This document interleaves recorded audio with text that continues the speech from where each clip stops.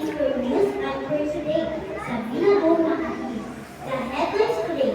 Foreign update North Korea to allow Chinese delivery. The visit for likely orange. Metro Manila remains low rich for COVID-19. And Mindanao tropical storm Christine destroyed 3 houses and CEO. It's all about the tropical storm Christine business report bus conductor and 2 others killed due to the blast. For sports news, 2 goals for Philippines. Old Manchino followed it up with a golden victory. Showbiz news. PBB Jet 11 made history during its big night. And Midori for final report. Foreign update North Korea to allow Chinese delegates to visit for likely marriage. Julius, please come in. South Korea, AFP North Korean is planning a major celebration this week for the Korean War Amnesty anniversary to be attended by Chinese diplomats, the first known for visitors since the United Nations 2020 pandemic border closure. Julius Alexander I reporting. Thank you, Julius. Metro Manila remains low risk for COVID-19. Melman, please continue. Good morning. The report today is all about COVID-19. Metro Manila remains low risk for COVID-19. The COVID-19 positivity rate in Metro Manila decreased over the previous week, maintaining the region low risk status for infectious disease. The OPNA Research Group sent on Monday, July 10, 2024. This is Melman Bilao reporting. Thank you. Thank you, Melman. In Mindanao tropical storm, Christian destroyed 3 houses and CEO. Christian, please continue. In Mindanao news, tropical storm Sting destroyed 3 houses in CDO. Cagayan de Oro City, Mindanao, October 24. Japet Katakutan Maiden Bedroom, a 49 years old mother of 5 months expected to get birth in but not at this grade. Generated by tropical storm, Christine Beach washed away their houses and drove other families early in Wednesday. Cagayan de Oro disaster reduction management chief named Abagas said 2 more houses located outside the town were destroyed by big waves triggered by the tropical storm. Good day, this is Stan 8 Romano reporting. And all about the tropical storm Christine. Stella Marie, please continue.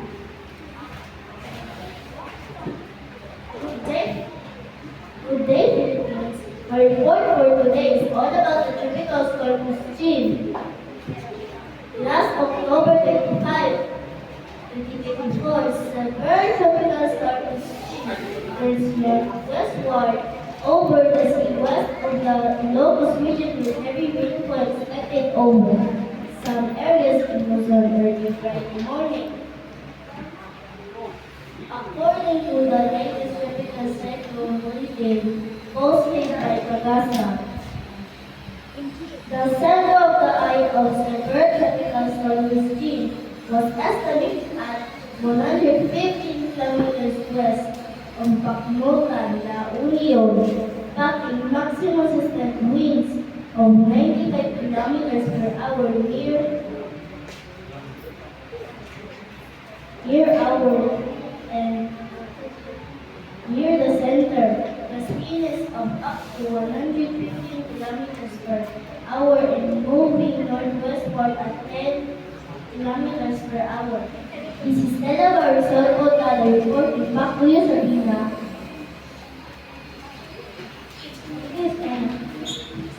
Business report was conductor and 2 others killed due to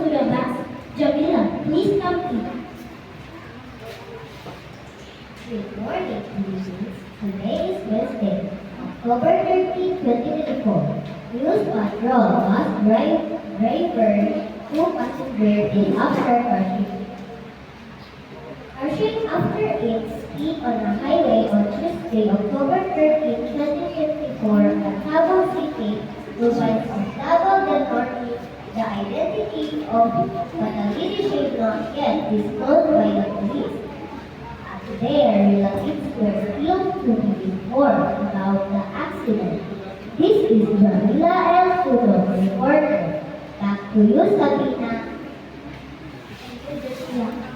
For sports news, 2 goals for Philippines. Shamara, please continue. For sports news, 2 goals for Philippines. Carlos Yoro 2 gold medals after his intense gymnastic performance for Italy. Happy New Year, Paris. Struggle and crisis and set is away for him after his victory. Congratulations, my lord. We are so happy. This is very sad. Back to you, Sabina. Thank you, Shamara.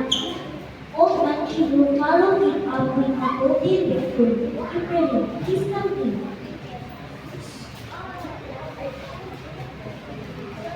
Good morning, everyone. This is April 21, Music Order of Sports.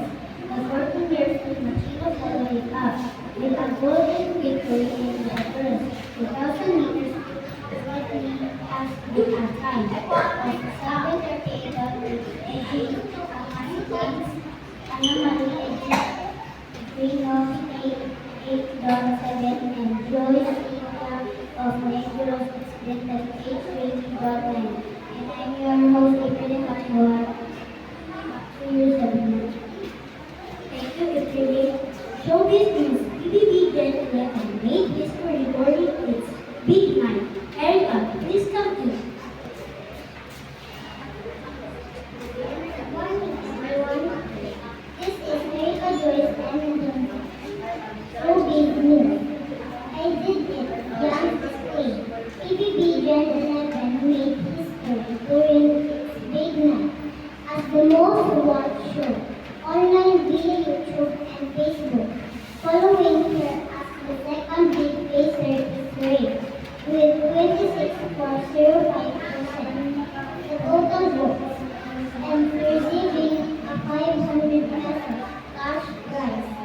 Third pacer is Colette and the fourth pacer is Pat. Erica Joyce Hamilton reported. Back to you, Sabina.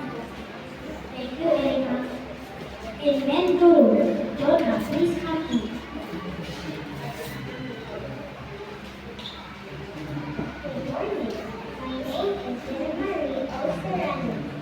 In Doro, sightseeing night. Pasay City.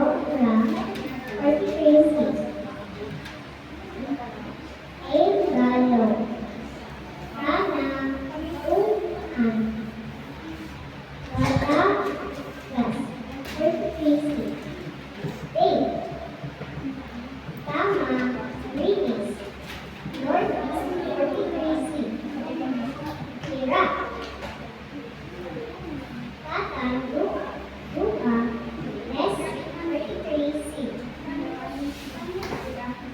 Dagupan City. Thank you.